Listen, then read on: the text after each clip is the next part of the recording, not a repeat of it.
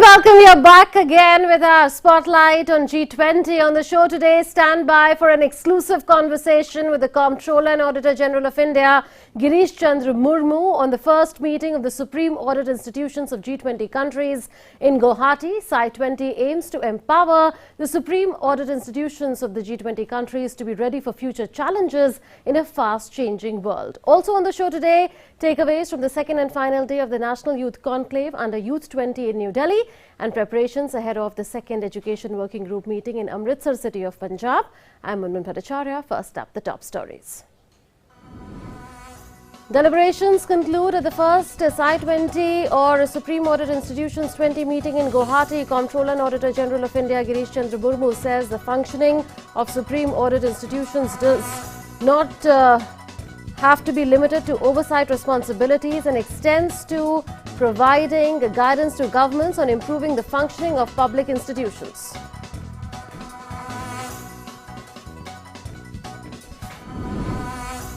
Two-day National Youth Conclave, India's biggest youth summit, concludes at Vigyan Bhavan in New Delhi. Youth from all over the country, national leaders, experts and innovators participated in the conclave. Quiz competition and mayor speech competition organized on urban governance. India's successful urbanization models also showcased.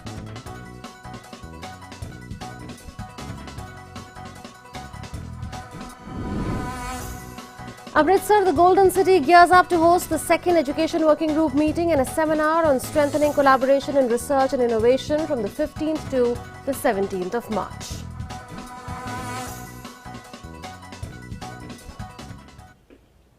Concluding the deliberations of G20 today, CAG of India, Girish Chandra Murmu, said that the function of Supreme Audit Institutions goes beyond fulfilling its oversight responsibilities and extends to providing guidance to governments on improving the running of public institutions.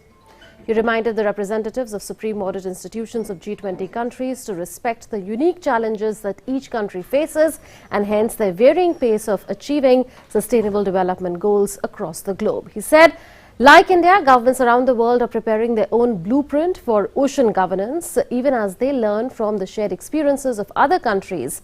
Hence, realistic limits must be set while planning the goals of G20 and building auditing models and toolkits. He asserted that in order to thrive in this new world and meet challenges that the pressing frontier areas pose, SIs need to constantly research, innovate and upgrade their skills. He said, and I quote, "I believe that a good knowledge system is one that is widely replicable, draws upon collective wisdom and is voluntarily shared."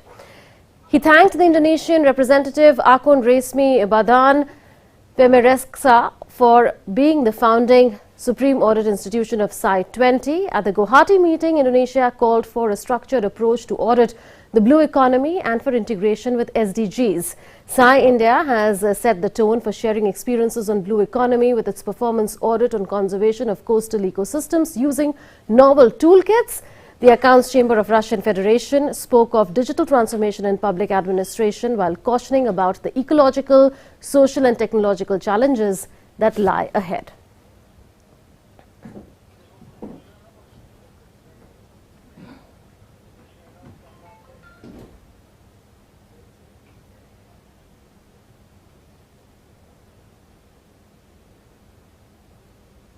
And joining us now is Girish Chandra Murmu, Comptroller and Auditor General of India. Mr. Murmu, welcome to India at G20. The first meeting of the G20 had two focus areas, blue economy and responsible AI. Why were these two focus areas identified?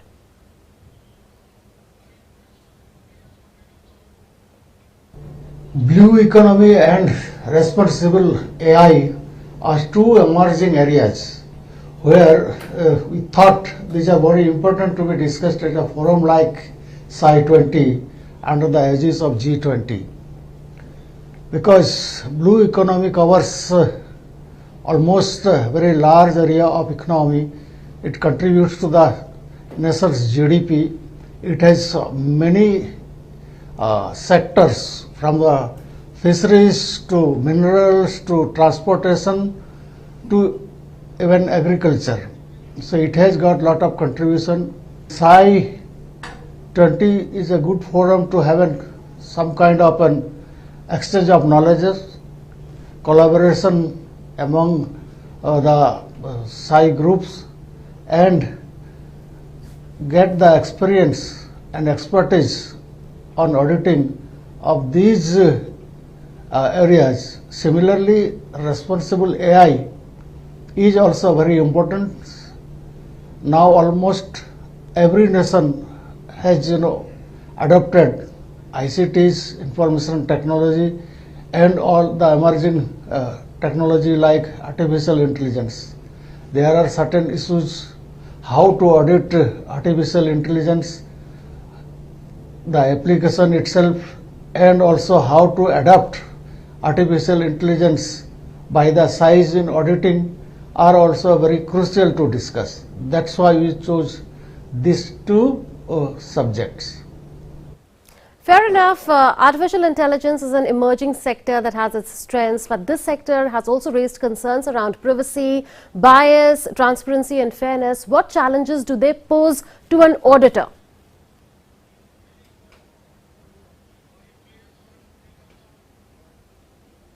Artificial intelligence is an version which is above machine learning, deep learning. It almost mimics the human brains.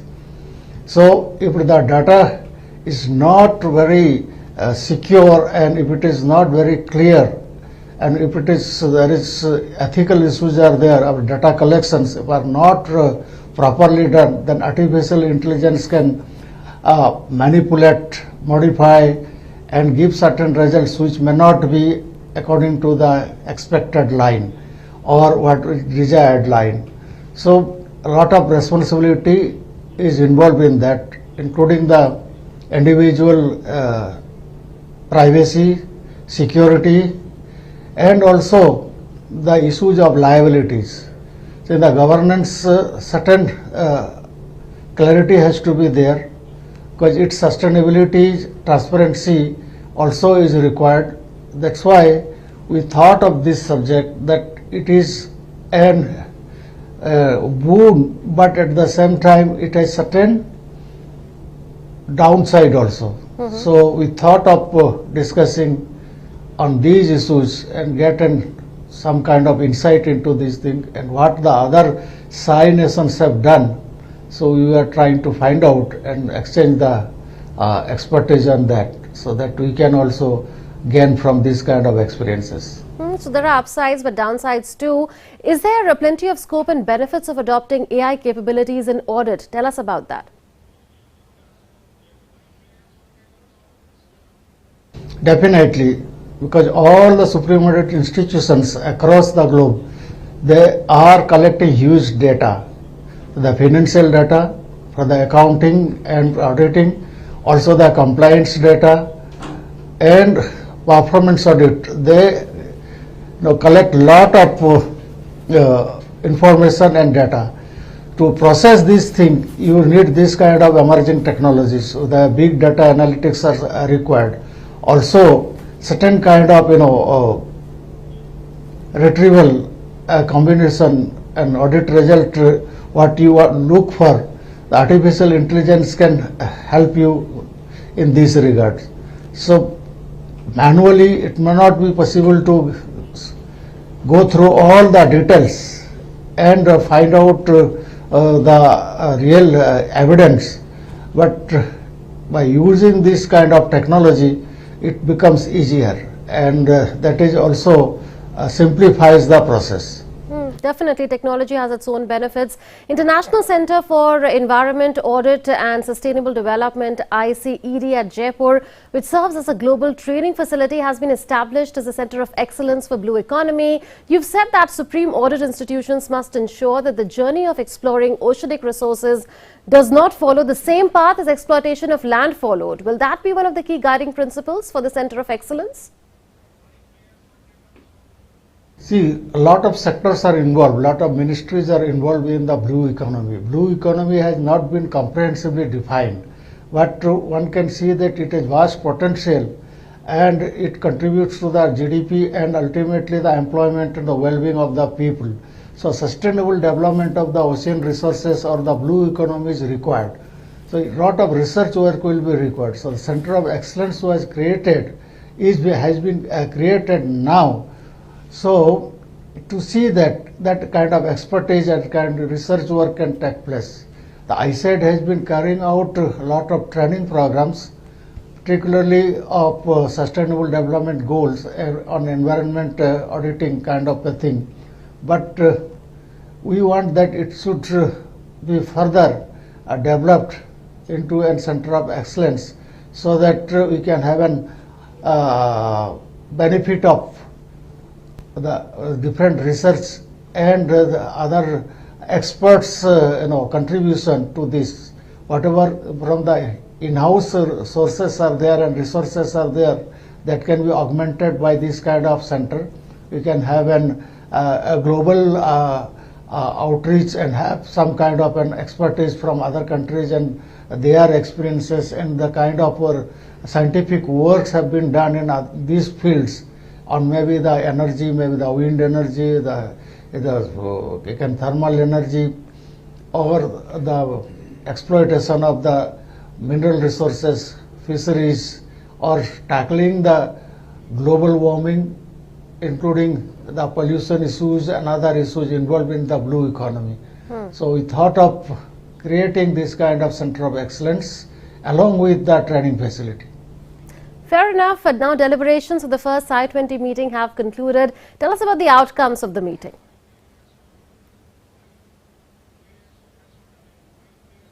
The SAI members have presented their experiences and their expertise in both the blue economy and artificial intelligence, how the different challenges have been brought out and what kind of methodology they are adopting and what kind of risk they perceive. All these have been discussed. And SAI being a cooperative and collaborative institution, particularly of the G20s, we are very, very confident that we will come out some kind of a consensus in these issues, so that we can have some kind of an agenda setting for ourselves and try to implement and fulfill in coming days. Well, thank you so much, Mr. Murmu, for speaking to us on India at G20. That was an exclusive conversation with Girish Chandra Murmu, the Comptroller and Auditor General of India, on the first meeting of the Supreme Audit Institutions of G20 nations that has just concluded in terms of deliberations in Guwahati. Let's move on now. Today, National Youth Conclave, India's biggest youth summit, concluded at Vigyan Bhavan in New Delhi. Youth from all over the country, national leaders, experts and innovators participated in the conclave. A quiz competition and also a mayor speech competition were organized on urban governance in order to encourage participation of youth in futuristic areas of governance. India's successful urbanization models were also showcased. Here's more.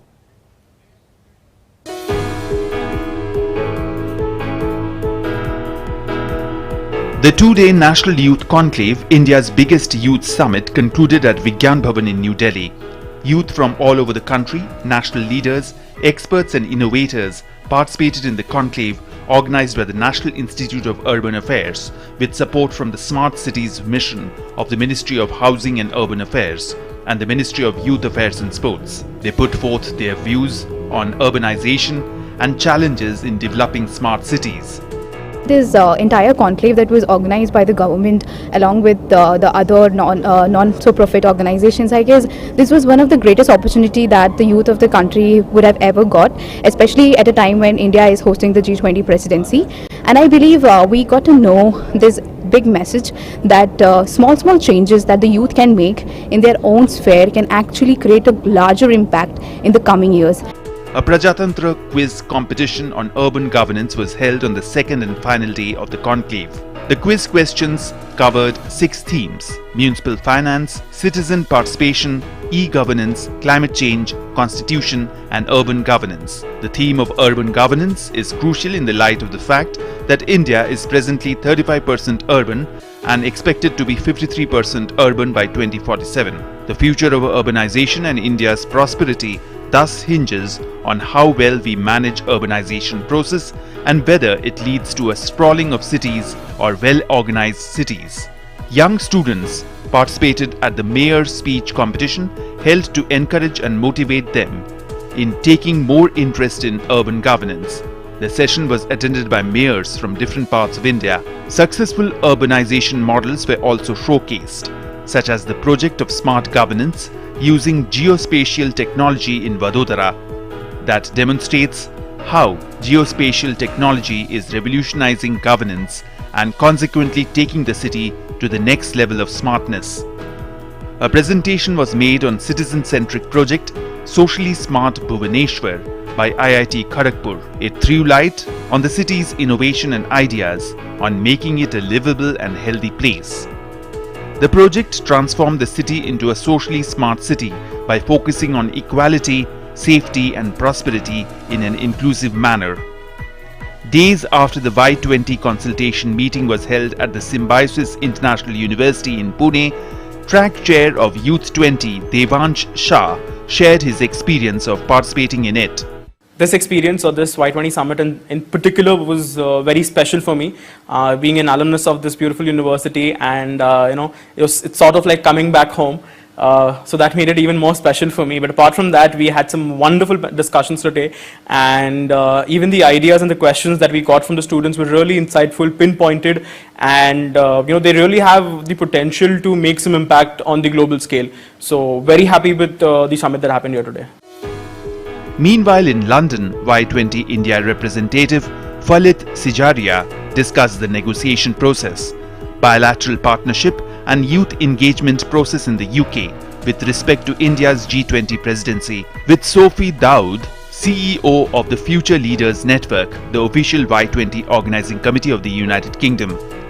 This comes on the back of a Y20 Chopal on climate change and disaster mitigation that concluded on Monday amidst the serenity of Ma Ganga in Varanasi. As part of the more than 170 youth outreach programs of Youth 20, Brahma Kumaris, a value-based educational institution, had organized a program and panel discussion on health, well-being and sports, agenda for youth in Kurukshetra on Sunday, where more than 250 youth participated. Y20 programs under India's G20 presidency thus continue to engage youth from across India on the U20 and Y20 priority areas, with the aim of mainstreaming their voices in G20 and fostering bright leaders of tomorrow. With Bureau Inputs, Dheeraj Kumar's report from Delhi for DD India. Underlining the need to conserve cities and improving urban governance, India's G20 Sherpa Amitabh Kant pointed towards a significant contribution of cities to India's GDP. He was speaking on the concluding day of the National Youth Conclave in New Delhi. Take a listen. Urbanization will play a very critical and significant role because cities account for almost 80% of the global GDP. They account for all the innovation, all the discoveries, all the patents. They account for all the growth and progress which we see in the world. Cities are drivers of prosperity. They are the drivers of job creation. But cities also account for pollution. They account for carbonization. And therefore, it's important to create sustainable cities of tomorrow. Amritsar, the Golden City, is gearing up to host the second Education Working Group meeting and a seminar on strengthening collaboration in research and innovation from the 15th to the 17th of March. DD India correspondent Amritpal Singh reports from Amritsar. The three-day meeting of the Education Working Group of G20 will begin in Amritsar city of Punjab on Wednesday. Delegates from 28 G20 member countries, guest countries and invited organizations like the OECD, UNESCO and UNICEF have started arriving in the holy city to participate in the second meeting of the working group. India, under its G20 presidency, has identified 4 priority areas for the Education Working Group. India in this, under its presidency, has 4 priority areas. One is foundational literacy and numeracy. As you would know, under the National Education Program, that is a priority of the country. And we already have a major program called Nipun Bharat, which tries to ensure foundational literacy and numeracy in class 3 in the next 3 years. Now that is one priority which we would like to see that there is a consensus amongst the community of nations to see that whether we can work on that goal on the rest of the G20 members also. The second item is ensuring that if the first has to be done, how do you take forth tech-enabled learning to see that access and equity is ensured by ensuring use of technology. So how do you ensure that common platforms which have already been invested can be made available at a reasonable cost with certain tweaking for a nation. The third one is the topic that we discussed today is on research and collaboration. How do you ensure that academic institutions of G20 countries and inviting countries collaborate together to ensure that you get better research outcomes through this richer collaboration for achievement of the Sustainable Development Goals. And the fourth item that we are focusing on is on future of work, a very topical topic. How do you strategize a work plan to see that our academic institutions and faculty are aligned to see that how the future of work is changing and how we prepare ourselves to ensure that our students and our children are aligned to what the market and the society needs in this journey. Day 1 will see the working group deliberate upon strengthening research and promoting innovation through richer collaboration. Discussions will take place at Khalsa College, Amritsar, with collaborative inputs from prominent higher education institutions such as Indian Institute of Sciences, Bengaluru, Indian Institute of Management, Amritsar, and Tata Institute of Social Sciences, Mumbai.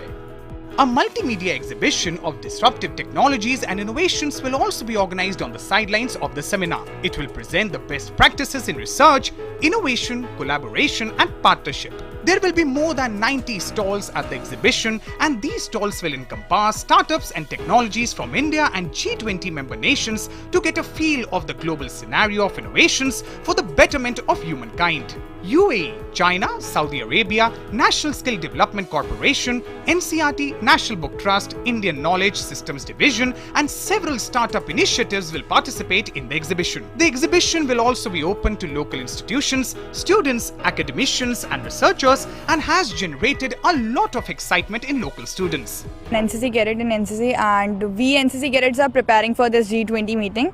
And I first of all thank Mr. Prime Minister Narendra Modi ji for giving us this opportunity to prepare, and we are doing piloting, guard and other drill activities to receive the dignitaries and guests. And I think I'm feeling very proud to be an NCC Cadet and to get this opportunity. I am studying in IIT Ropar, doing a PhD in English. So this is a great opportunity for us to host the G20 summit.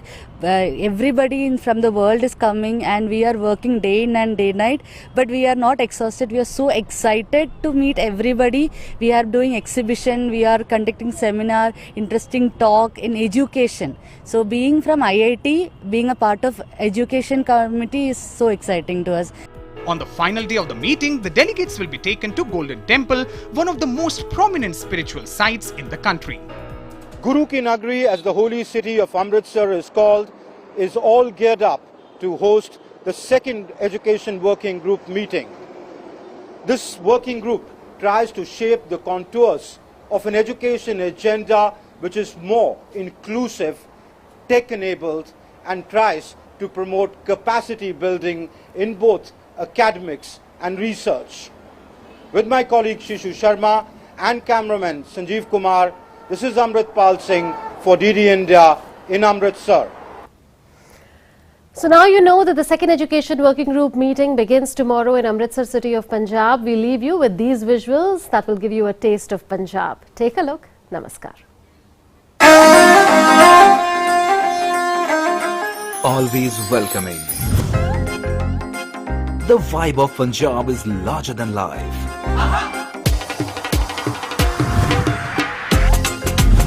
Warm up to grandeur that's beyond compare.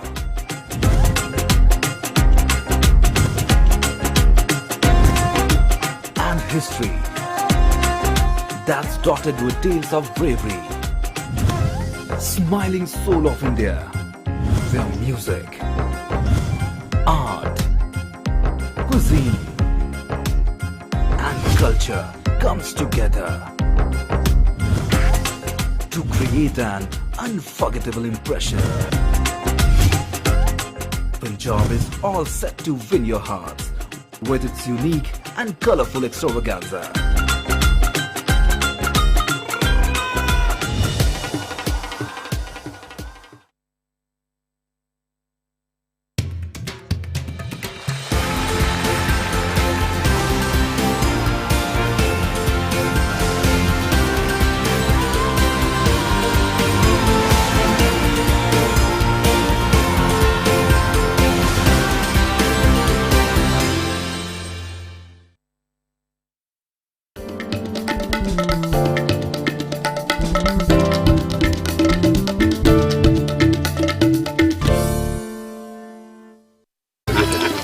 मिठाई तो हमारे जमाने में होती थी। हाँ तो जाइए ना अपने जमाने में।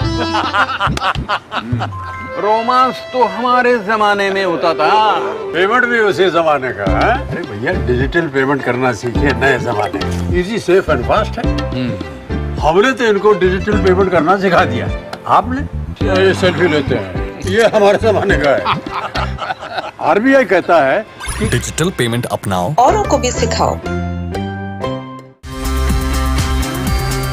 Anil ji, what kind of a message would you give to those people watching the journey today? Because there are a lot of people who are professionals who absolutely hesitate entering public life. I feel that even if you are a professional, you can contribute to the politics directly or indirectly.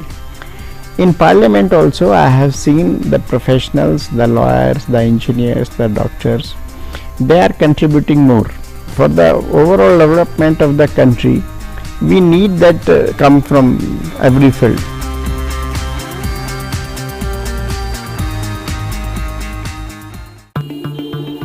Sir 50,000 advance. और इतना cash तो हम नहीं लाए। और आज bank भी बंद है। इलाज है डिजिटल पेमेंट का आसान सा डोज। लेकिन अरे घबराइए मत, सावधानी के साथ करेंगे तो कोई साइड इफेक्ट भी नहीं होगा। फोन लाइए मुझे, यहाँ फोन लगाइए। डिजिटल पेमेंट से लेन देन हो सकता है, आसान, सुरक्षित और तेज। मैंने तो इन्हें डिजिटल पेमेंट सिखा दिया है। आपने, क्योंकि आरबीआई कहता है कि डिजिटल पेमेंट अपनाओ, औरों को भी सिखाओ।